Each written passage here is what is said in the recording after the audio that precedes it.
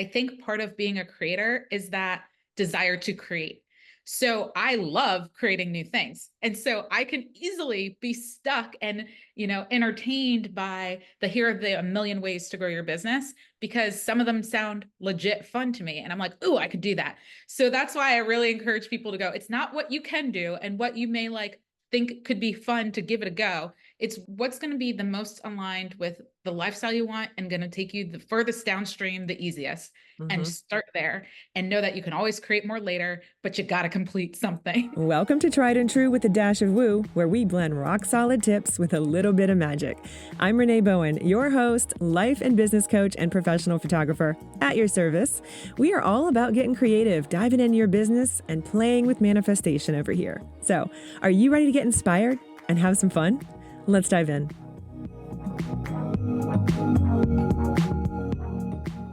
Hey, welcome back to Tried and True with a Dash of Woo. I am your host, Renee Bowen. Today, I have another amazing guest for you. Her name is Nikki Nash, and she is a Hay House author, a motivational speaker, a podcast host herself, and a client enrollment expert.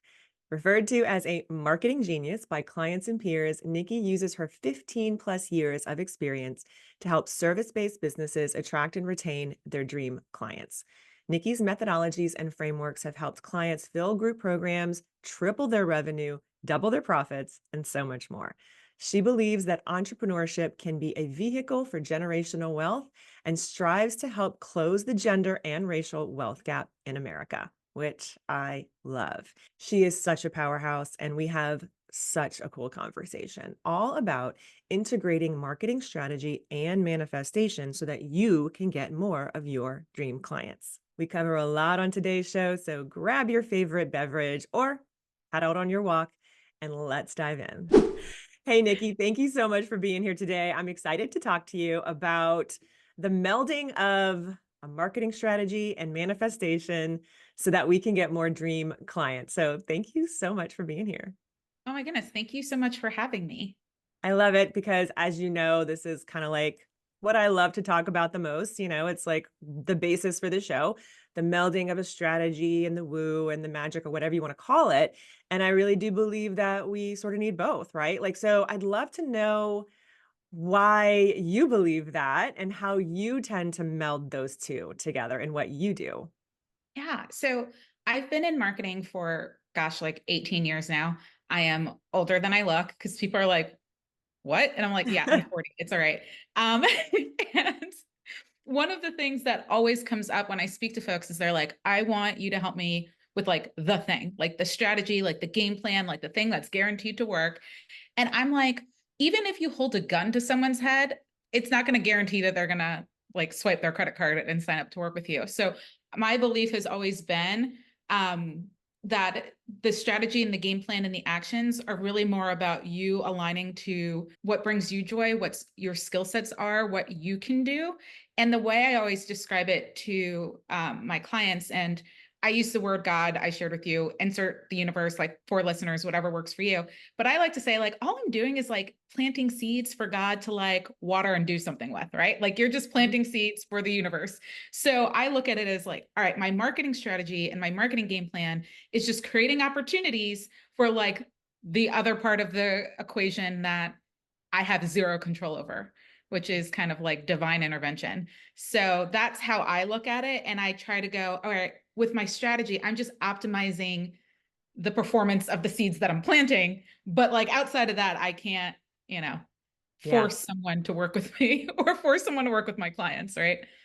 Yeah, absolutely. Like I always kind of talk about resonance, right? And I really kind of believe that that's a big part of it is like you said, yeah, I definitely can put some things into play. I can take action. I can, have this beautiful strategy at the end of the day. What's meant for me is meant for me, sort of thing, right?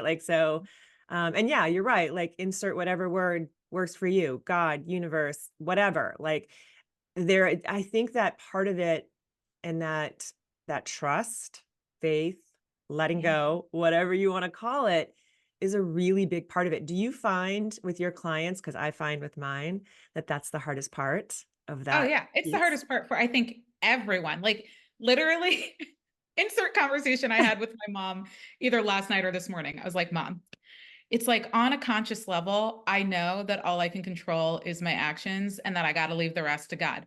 But a part of me wants to force things to happen. And I am having a hard time just trusting that things are going to work out. And it's causing me some like anxiety and stress. So I'm like, Mom, I'm going to need you to find like some sort of meditation or guide or quote or like verse in the Bible, whatever you find that helps me with faith, trust, and like releasing anxiety, because that's how I'm feeling this morning. Hmm. And it doesn't matter how much money you're making. I'm like, oh, I told myself when I make X amount of money, this will go away. No, no, it's somehow it's like saying I'm when I move to this other place, my life is going to be so much better. It's like, no, you're taking yourself with you. I'm taking these Hmm. fears and these beliefs and these doubts with me wherever I go. And so I just have to work on them on a daily basis. And the same holds true for my clients. And one of the things I help them with, definitely not to the level that probably you help them with, but I just kind of make them aware of the fact that there is um, a part of this that is just their own fear and lack of trust and doubt. And that while I can help them with like, what is the soul aligned marketing plan that feels good for them, they're at the end of the day going to have to work on their own faith and trust of God and the universe, because I can't force them to have faith and Yeah. trust, you know? Yeah. And I think we all come to it in, our own way, right? Like, so, and you're right. I really love that you brought that up because a lot of people don't like to talk about that, right? Like, so, a lot of, let's say, coaches or industry leaders, et cetera, it's really easy to look at someone's social feed and think that they have it all together. But you're right. No matter how much money you're making, no matter how well your business is doing, life is going to life. And things, I mean, like, especially right now, like, stuff is wild, right? Like, so, like, we never know what's going to get thrown at us, especially, being an entrepreneur, that's kind of part of the deal. But right now, especially, like, we just don't know what's coming at us. And it does take an incredibly strong, like, disciplined sort of like mindset to stay in that high vibe. But even those of us who have all these tools, we still deal with that and we still need to reach out to our moms. I'm the same way. Like, I was just having that conversation with my mom too. And, my mom and I are super close, but yeah, she uses, she's very much, rooted in her religion and her faith. And I am more on this like woo spiritual, but we still have the same sort of like dialogue, and it helps me to feel grounded when I talk to her about that too. So I love that you kind of went there because I feel like it's important for people to list, like, to hear that, to really know that we all go through these times and that some of these practices, like, what matters is what are your go-tos, right? And so I love that. Let's like kind of dive into that for a second. I know that calling your mom is probably one of your go-tos, but what are some of the other things that you like to do, or like non-negotiables basically for you, that kind of sort of keep you in the mindset of that letting go, trust, and knowing that you are, following your highest purpose? What are some of the things you do daily? Yeah. So I have a list of things. One I got from one of my mentors, and he taught me about creating a mind movie. So, what a mind movie is it's literally like I created it in Canva. It's a bunch of slides that go to the beat of some music. Mhm. And each slide essentially has an affirmation or like a future paced like promise. Like I'm like, I have like my business has generated X, or I am, doing this, or uh opportunities are always flowing towards me. So whatever it is that works for you, you come up with your statements. I think I have somewhere between like 20 and 25 that I've put on slides with it's just words on top of an image that kind of ties into it. It's both personal and professional. I have like things about my health and my wellness and all of that weaved in. And my video, I think, is about 3 minutes. My lucky number is three, so I aim to make it 3 minutes and 33 seconds, but I actually think it's 3 minutes and 35 seconds because it ended on a weird part of the song, and I was like, no, it needs to end. I'm like that kind of person. But I watch that every day, and that kind of helps me, remember like things are working out for me. Here's what's happening. Here's what's what I'm focused on. Here's what I'm attracting. Here's how to like remind myself to keep staying in action. And that's helpful. I also like journaling. I have a love-hate relationship with journaling. I don't like to journal. It's funny. I journaled my whole life and I love writing, but something about journaling, I think, is facing the thoughts and the feelings that you have. And so sometimes I try to avoid that. Mm-hmm. But I'm like, Nikki, you either need to write it down or I talk to myself. Yep. So the way I do it is because I go for walks, I put headphones in and I pretend I'm on the phone and I just put on a dictation device and I just talk out everything that's racing through my mind and all my feelings. And I let the dictation device capture it. That is a really fun little trick. I love that.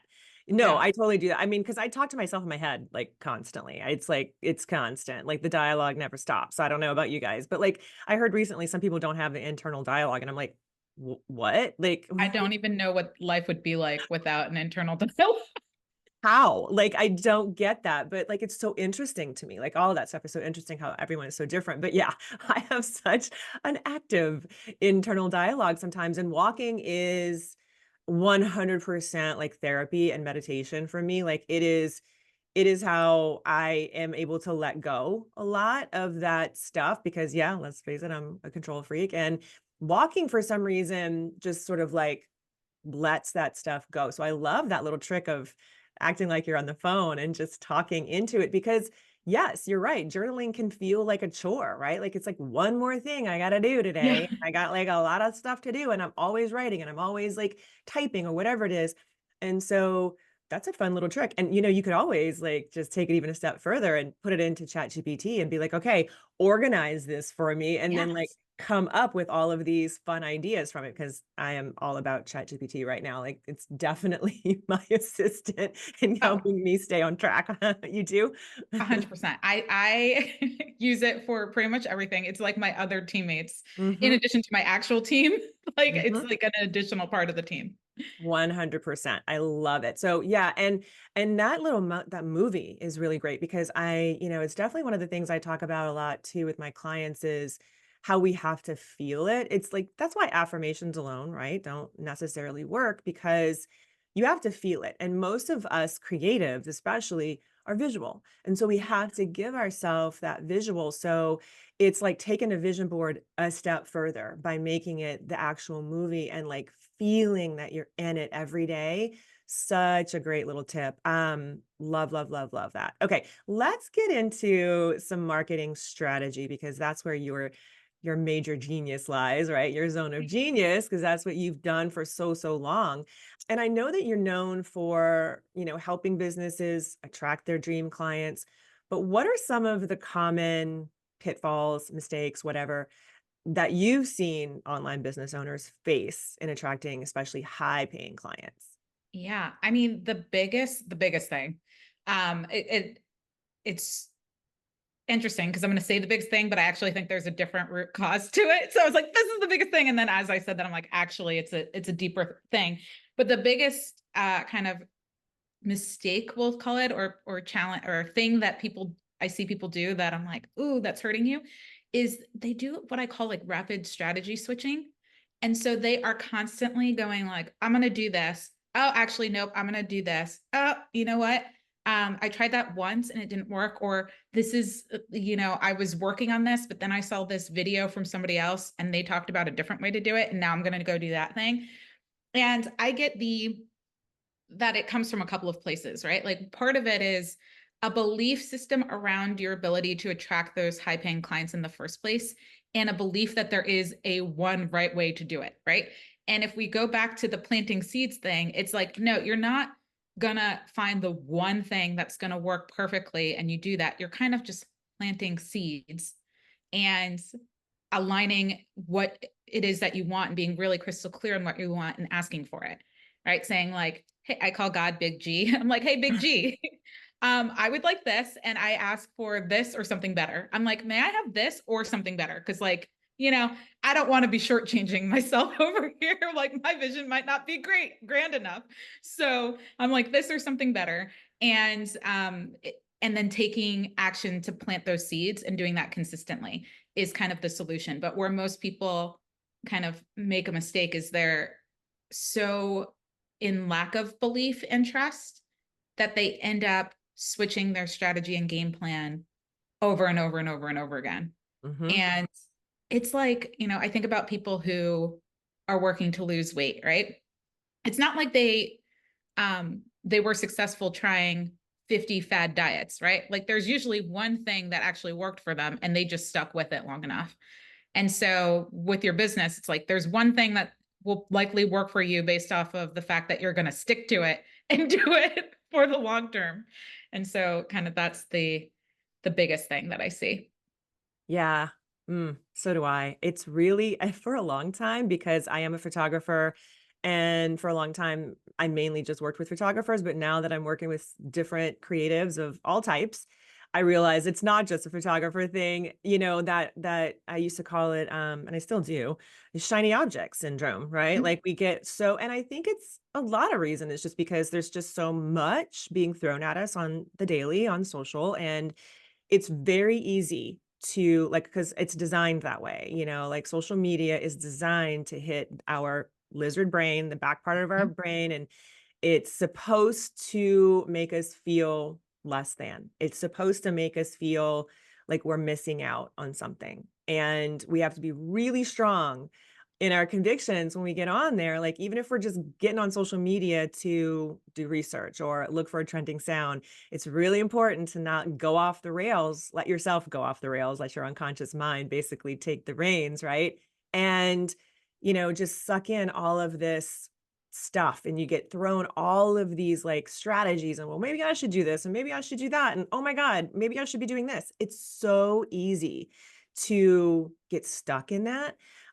So what are some of the ways that you would coach people through that? First of all, like, I know we just talked about like focus on you, stay in your Yeah. lane and get obsessed about that. And in theory, that sounds great, right? But for spicy brains, for people who have, a lot going on, I do think a lot of that does come from not having a strong enough confidence, maybe, in what you're doing. But what are some of the things that you like to suggest people really kind of double down on as they are, let's say, building a marketing strategy in particular, like for themselves? Like what are some of the steps that they would need to go through with you, so that they don't get stuck in that comparison game and go down that roller coaster of I suck? Yeah. Yeah. So there are really five components, we'll say, of a marketing plan that's going to help you bring in more clients. And the first thing that I always have people think about before we even get into the five steps is to look at everything through the filter of what is going to bring me the most joy, what is the in most alignment with, my skill sets and my abilities, and what is the path of least resistance. Like think of Abraham Hicks. I think oh my gosh, I forget which book, but I feel like it's in all of them. Yeah. But I just visualize myself going down a river and just going downstream in like a big tube because I live in Florida now, and tubing down a river is a thing. Um, I knew it was a thing, but now I get to experience it. And I just try to visualize myself like, how much fun is it to just get in the tube and go downstream? How much would it suck to get in that tube and try to like pull myself up the stream? And so when I am hearing all the different things that I could do in each of these five categories, I always try to encourage my clients, and I do this for myself, is I go, which one is the most downstream option? And you just need one. You just need to start with one. I could add more later, but we're going to just like get one thing going. And even though what's interesting, I was a English major and wanted to be a journalist and an actress growing up. And I've always written like poetry as a kid. So I consider myself a creative that also has been really good at math. Hmm. And then I ended up getting my MBA. And the reason why I share this is because I think part of being a creator is that desire to create. So I love creating new things. And so I can easily be stuck and, entertained by here are the a million ways to grow your business, because some of them sound legit fun to me. And I'm like, ooh, I could do that. So that's why I really encourage people to go. It's not what you can do and what you may like think could be fun to give it a go. It's what's going to be the most aligned with the lifestyle you want and going to take you the furthest downstream, the easiest, and Hmm. start there and know that you can always create more later, but you got to complete something. So like that's like public service announcement number one. And I'm more than happy to walk through the 5 parts of the plan, but Yeah. I just, especially the way my brain works and my desire to create, I like to share that with folks because it's so important. Yeah, no, we'll definitely let's get into the five, but I just wanted to echo that because yeah, I mean, it's so funny because I just started it's really interesting that I only started listening to Abraham Hicks in the last probably 4 years, but I feel like when I finally did, it was like, "Oh yeah, like this is what I believe, like, for 20 plus years now." So it's really funny because when I heard that, and I forget to like the book or wherever that was spoken about with like the downstream thing, because that's in my mind what I have been doing for probably the better part of 15 plus years is I have to like, I envision myself stepping into the stream and like being on a raft and just being not a rapids, like a nice, Yeah. A lazy calm, river. flowing, lazy river, with beautiful water because again, can't be dirty lake water because your No. girl's not gonna want to be in that. Like but that's so funny because like when you said that, I was like, oh my gosh, yes, like it's like literally something that I have to envision myself doing kind of daily at this point. Like in the last, like I would say 4 months, it's just I've had to like really double down on all of that. And that's one of the things that kind of gets me through. So I love that. And really kind of getting obsessed with like your own thing. Like that's really what a lot of it has to do. If you're not in alignment with it and it doesn't feel like the least path of resistance, right? Like it's like, okay, you know, do I want to make this easy on myself or do I want to make it hard? So get really clear about that. So let's talk about these five steps, right? Like Yeah. I want to know how you sort of outline this. Yeah. So the first thing I should share with folks is that I don't know if it's because I'm single and looking for my forever partner and have been for a while or what, but I have for the past probably over 10 years taught marketing strategy using the analogy of dating. So I call it my just like dating method. It's like I'm currently applying this to my dating life. But the steps are really similar to like think of any romantic comedy that you see. And the first is always, as I learned from the holiday, called a meet cute, which is like how you meet that, prospective client or prospective partner in the dating world, right? Which is maybe you're at a coffee shop and you drop a pen and you go down to pick it up and the person's like also goes down to pick it up for you and you look at each other's eyes and you're like, oh my gosh, we just met, right? And so while you're not going to necessarily literally do that for a marketing perspective, what it comes down to is you have to be visible. You have to show up as so I watched this Instagram video the other day and this woman was like, if you want to meet like prospective partners, you have to leave your house. Like you got to get out into the world, right? So if you want to meet prospective clients, you got to get out into the world, the online world, the in-person world, but you got to go somewhere where you think your ideal person's going to be and you Mhm. need to show up. And so that could be through social media and posting online. It could be through being a guest on someone's podcast. It could be PR. It could be running ads. It could be going to networking events. Doesn't matter. Choose the one that feels the least like stressful, anxious, anxiety ridden, like the most joyful for you, and choose one and say, here's how I'm going to go out in the world so I can possibly meet my ideal clients, right? It's like planting those type of visibility seeds and just choosing one to start. You can always add more, right?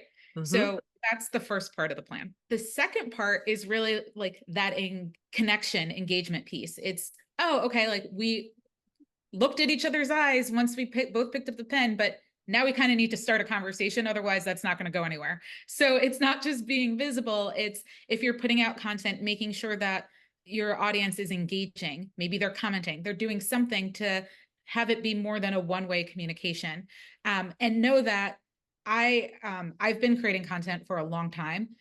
I have a ton of lurkers, and I don't call them lurkers in a bad way. I've literally had people say, "Oh, I'm a lurker. I will consume all of your content and I will never comment. I will never do anything. But one day I'm just going to book a sales call with you and you won't even know I exist." So know that like not everybody is going to engage in some way, shape, or form, Yeah, but you like them to like, you want them to engage, but they might not show you that they're engaging, right? So you want them to consistently watch your content, to consistently engage with you, even if you have no idea. Right. absolutely. And that's such a great point before we get into the next one, because that is something that I hear, like, the first of all, the visibility and the showing up, like, 100% is such a huge painful thing for so many entrepreneurs to do. A lot of photographers, especially in my communities, I hear that. But I'm always kind of talking about that too. I've been creating content for years and years and years. And I know for a fact that while I see it on the daily, I have people that do sort of like come out of the woodwork and book calls with me. And they're like, yeah, I've been following you for, 5+ years. Or I will have a video, especially on TikTok these days, not so much Instagram, but on TikTok specifically. There's like a few videos that I've done over the last like 3 or 4 years. There's probably 5 or so videos that just keep coming up in rotation. Like I keep getting likes and comments and hits on them. And they will convert people into, giving me a call, booking a session, whatever it is. And so it's such a great reminder that, we're told a lot by like these social media experts that, we have to create a lot of content and keep it current, which I agree that we have to create content, but your content is a long game and you never know how long that game is going to be. Like what matters is that you are engaging and you are continuing to show up, because those people will want to come back. Like if those people find a video from me, like just randomly on their For You page, which happens a lot, they will go and then consume the rest of my content. So you have to have other content, right, for them to consume.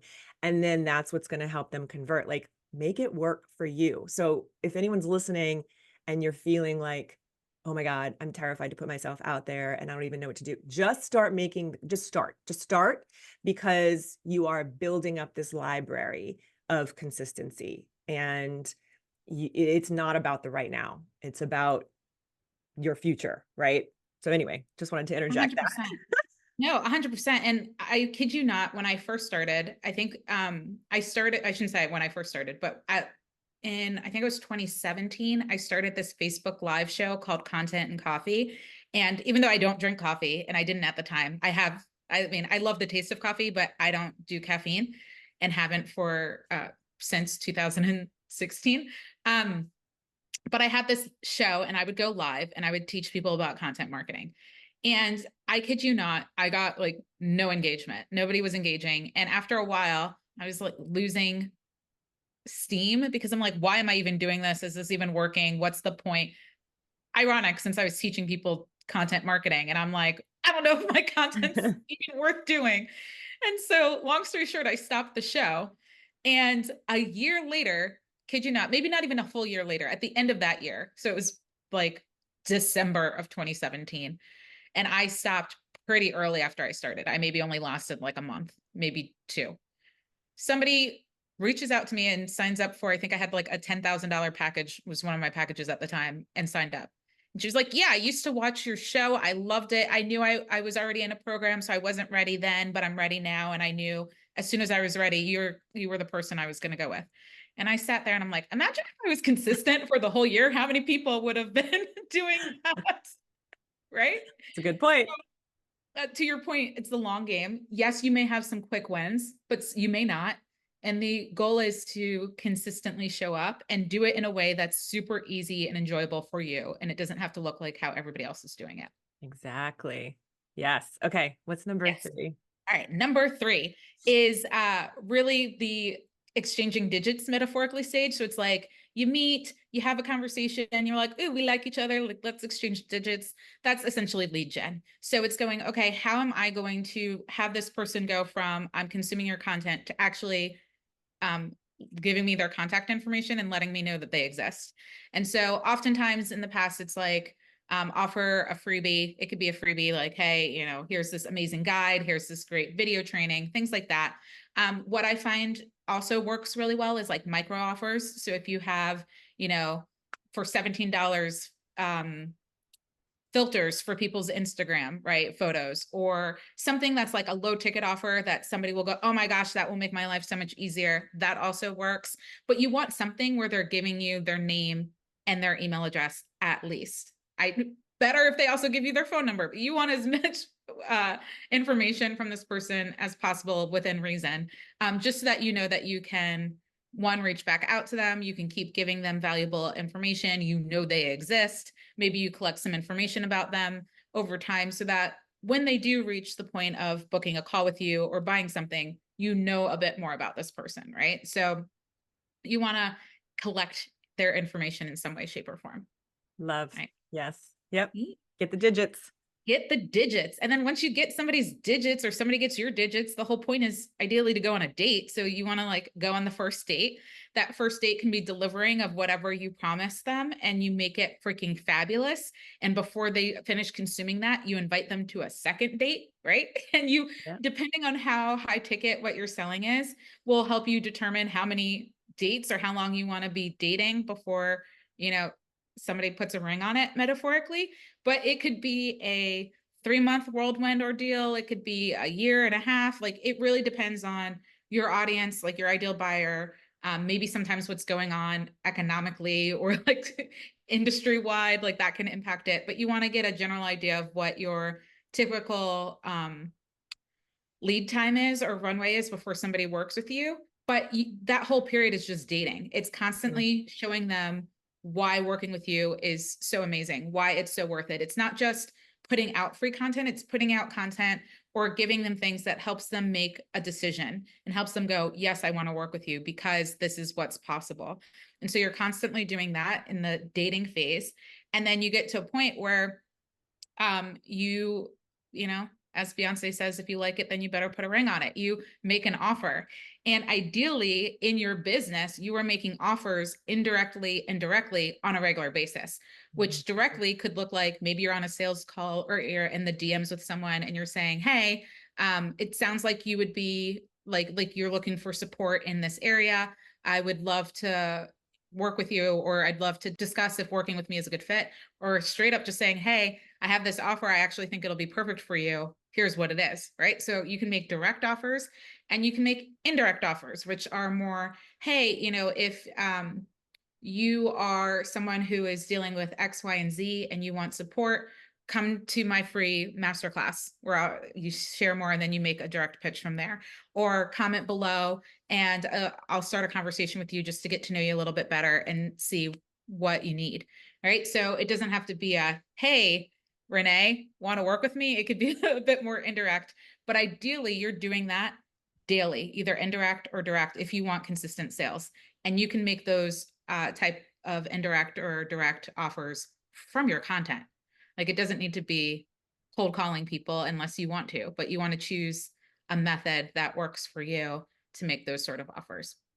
Yeah, that's something that I see a lot of people, that last step, right? Of, the CTA or whatever you want to call it, you got to make the offer, right? People aren't going to, well, every now and then people will, but like, clients are, made, not Mhm. necessarily found. And you have to be able to understand, I believe, to activate them. So that goes into like really understanding who your buyer is. Obviously, you have to know who you're talking to, but really really being able to step into that sort of like you were talking about effortless sort of making that offer consistently and not just like in a hard sell like that you would think it is like a traditional like, CTA, but being able to weave that into just your regular content in general. I feel like a lot of people have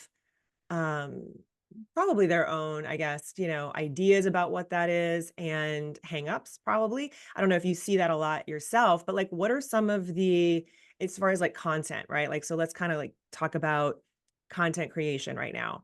What is your sort of like go-to, I don't know if you have like a strategy in specific that you coach people through, but like how often let's say. You said daily, right? We're making offers daily. I totally am on board with that. But how many different ways can that look, right? Like, Yeah. so give me some examples for people to like kind of put a visual in their head. Yeah. I mean, so making offers, again, they could be indirect or direct. I like doing it some sort of call to action in every piece of content that I put out. Now, where a lot of part of it is a mindset, right? So there, and I used to have this belief or this fear of being too salesy, being too pushy, people not wanting to hear from me, etc. But then I realized that when I pump out content, I make sure that it's so incredibly valuable. Hmm. And so even in like 90 seconds or 60 seconds, like even in my reels, I try to give people something that will change the game for them, right? And even if my direct or indirect offer, and again, I'll share kind of how that could look, even if they don't take me up on it, they're usually not offended by it, right? If I do a reel and I'm like, hey, comment 67 below to get my 67 minute free training on how to get more dream clients. People are like, oh, thank you for making that offer, right? But I know at the end of that training, I'm pitching to work with me, right? So Sure. that's an indirect offer. I can make that all day. I can say, hey, comment this and get this free guide. And I know in the guide, I'm inviting them to either book a call with me or maybe depending on what it is, maybe it's to that free training. Do that all day, right? If somebody found value in what you pumped out, that's not a hard thing to ask people, right? Hmm. Now, when I, in my longer form pieces of content, I usually, so general rule of thumb, short form content, I'm usually sending people to either a micro offer, something that's like $17, $27, $37, because that's like easy, like in a knowing me for 90 seconds, they probably will binge a bunch of my content. But if I keep making the same offer and a bunch of my content, they'll go, okay, I'm actually going to take you up on that. That's easy. Or something that's free, easy, short form content, right? Super short. My longer form content, my like if I do a webinar or a training or a multi-day masterclass or a long podcast episode or something where I'm really saying like, here's an inside look at what needs to happen and the steps you take. I see no problem with saying, hey, I just gave you the goods. If you want to do this on your own, go for it, right? But if you know you're going to need support, staying accountable, staying in action, you're going to have questions, that certain fears are going to come up, and you want somebody to talk to, right? You're going to want a community, whatever it is. Then take this next step to join my program, whether that's join it directly, depending on the price point, or book a call with me. So like that's just kind of high level how I like to look at it as short form content. I'm making an indirect offer or a direct offer to something super low ticket, and my longer form content.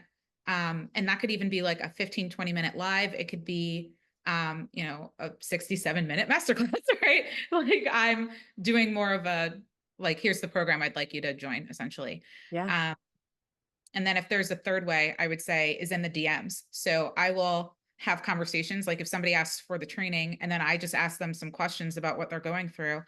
I personally like to voice memo people because I Hmm. am fast. I'm an external processor. I can just voice memo you so much faster than thinking about how to type you a message.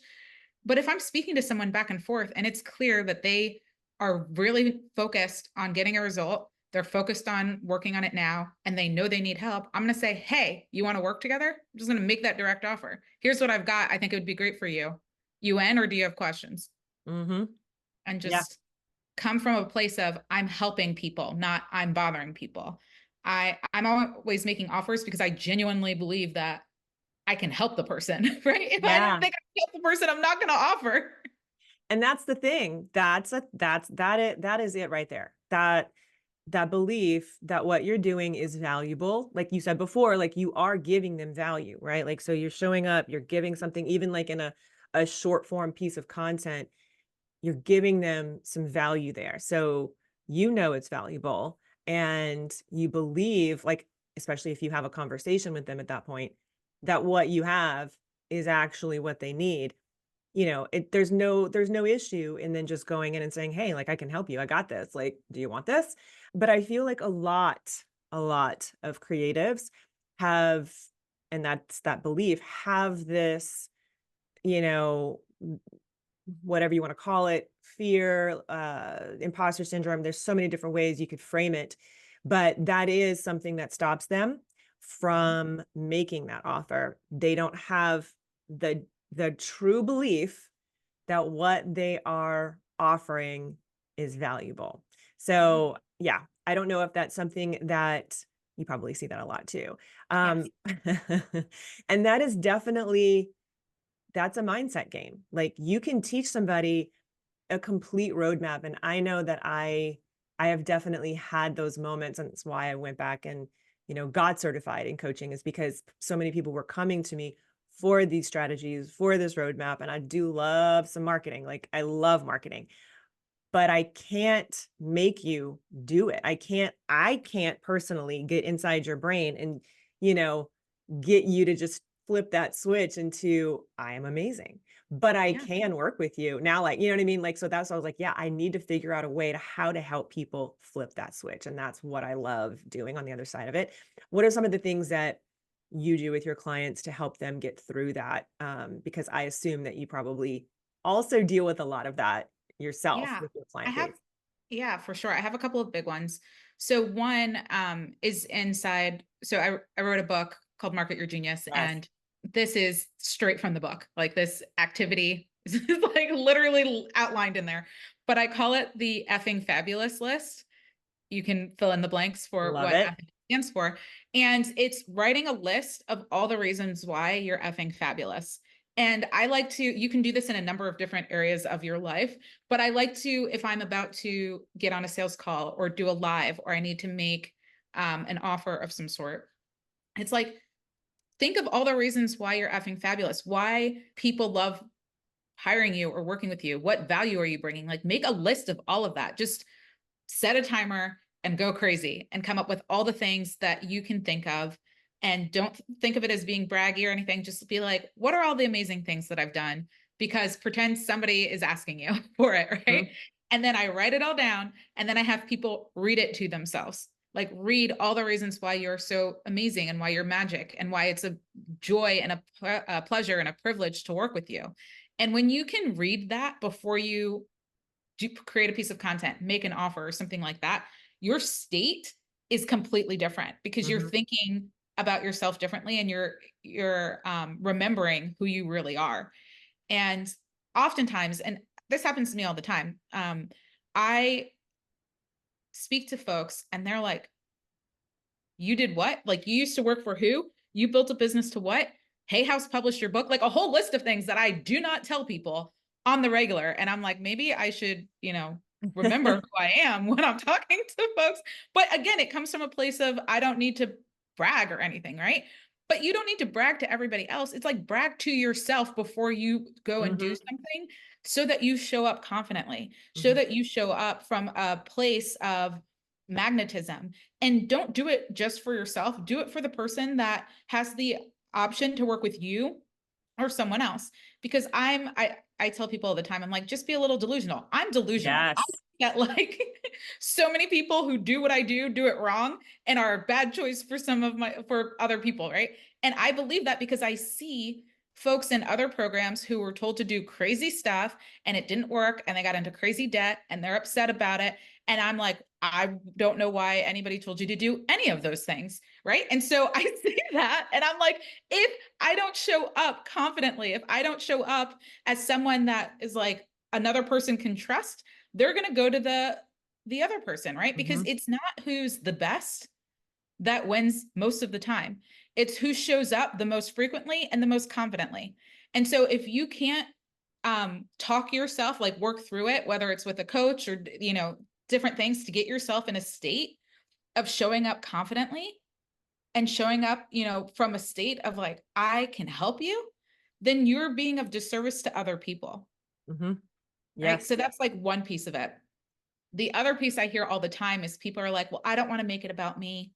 I don't want, Mhm, and I'm like, you are making it about you. I get like the pure fact that you're sitting there going like, I don't want to be too pushy or too salesy is you making it about you. It has nothing to do with the other person. It's like disguised as being about the other person.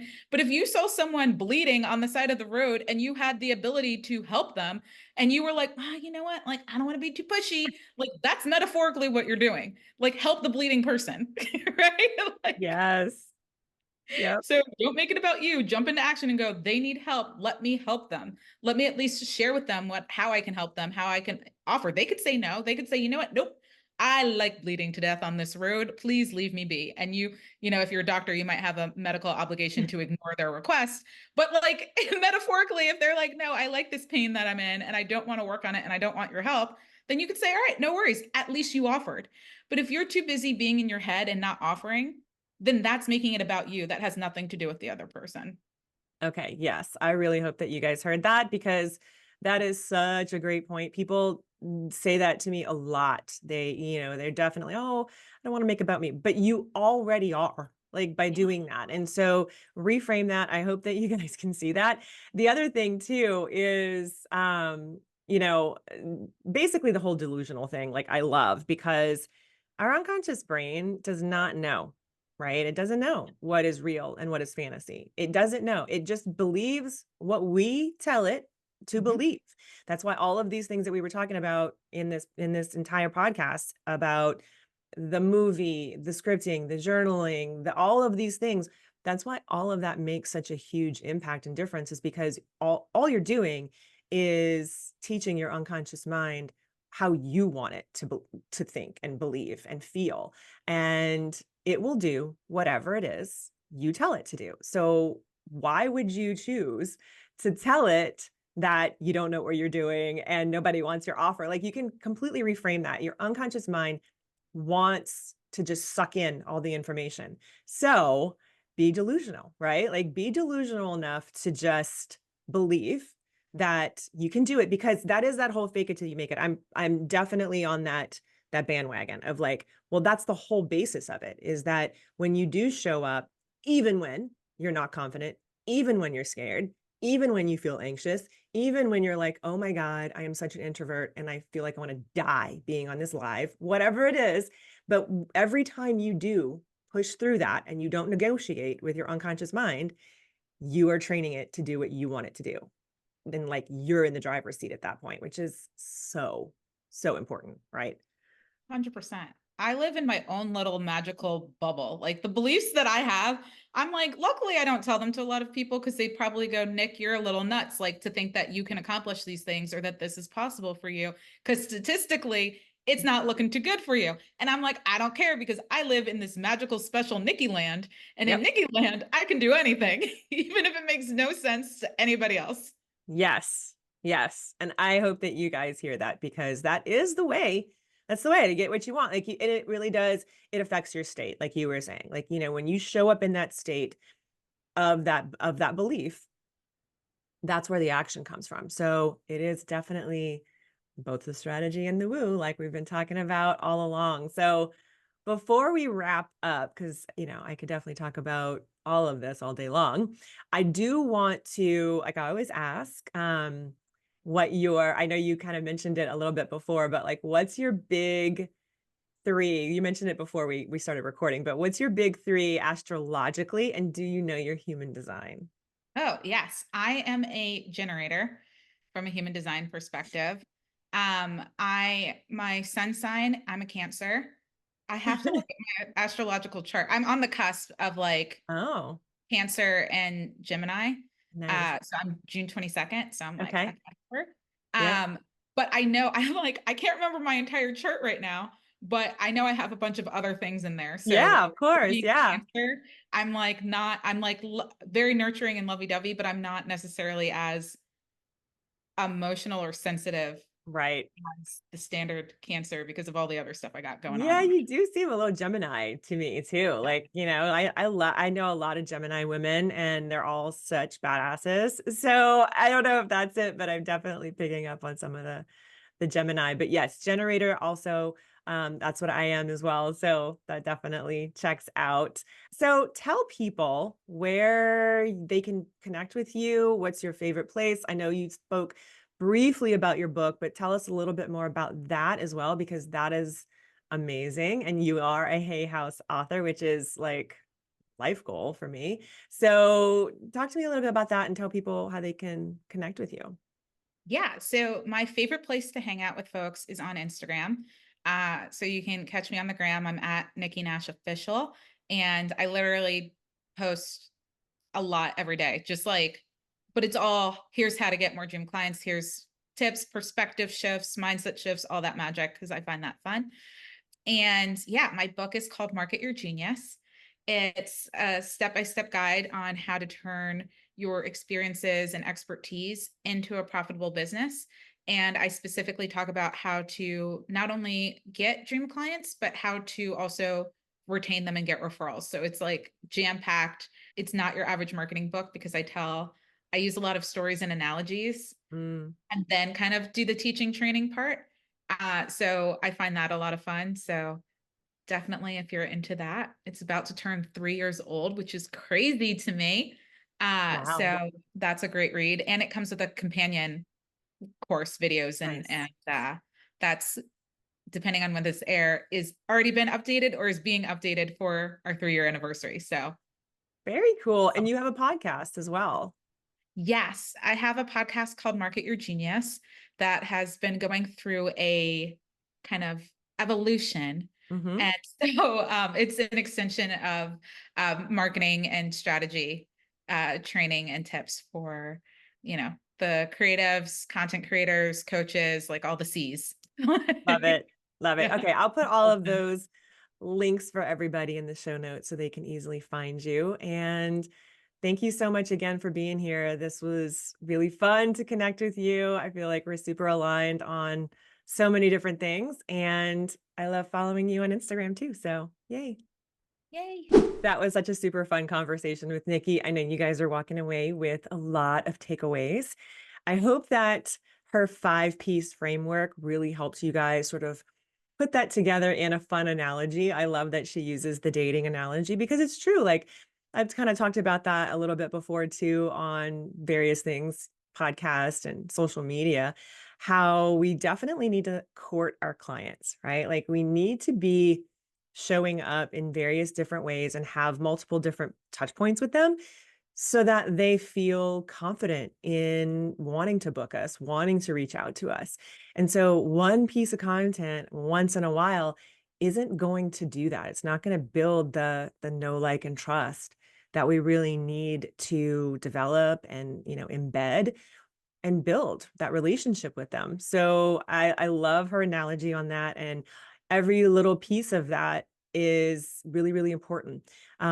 A huge takeaway that I hope that you're walking away with is this mindset piece and those non negotiables that you don't let yourself off the hook about because left to its own devices, your unconscious mind is just going to run amok. It's going to scroll on social media, doom scroll, and find all kinds of people that, it thinks are better than you. And pretty soon you're going to start to feel pretty crappy about the whole situation. So don't let it get there, right? Like you have control over that. Okay? We don't have control over a lot these days especially, but we do have control over how we act and how we react and how we want the direction of our thoughts. Like so we have control over the direction of our thoughts. And I feel like a lot of us don't feel like that most of the time, but you do. You may not have control over the thoughts that pop in. I mean, like we have something like 60,000 thoughts a day, but you do have control over whether you are being intentional about noticing what's coming in and out and what you allow to stick around. Because if you are just sort of like unconsciously living your life, it's going to be really easy for those negative thoughts and those anxiety thoughts to stick around and they will attract friends. So it's up to you to really be the captain of your own ship, the driver of your own car, whatever analogy works for you. I hope that you are able to feel empowered to step into that after listening to this episode. And as always, I want to hear your feedback. So hit me up on Instagram if you have any questions or feedback about today's episode. Feel free to screen share anything that you either watched on YouTube or if you're listening on your favorite podcast platform, screenshot it and tag both of us. And we'd love to connect with you over on Instagram as well. So I'm going to put all of the links for Nikki below, and all of my links are below. If you guys are looking for help with your business in any way, shape, or form, reach out. I have various options and various things that could possibly help you. I do have limited availability for my one-on-ones, but I do have a couple of spots open right now. So just reach out. There's actually a link for you to book a call, a free call with me below. And that's really the best way for us to, figure out what I've got going on, whether it's right for you, whether we're a good fit, all of that. It's a no pressure free call. So if you feel aligned, reach out and let's chat. And if you're a photographer, jump inside of Elevate, my $49 a month membership, because it has a lot of content, a lot of marketing, a lot of mindset, and you get actual coaching with me, and you have a really awesome community as well to rely on. So it's a pretty good deal. Check that out below as well, and I will see you guys next time. Love you. Bye.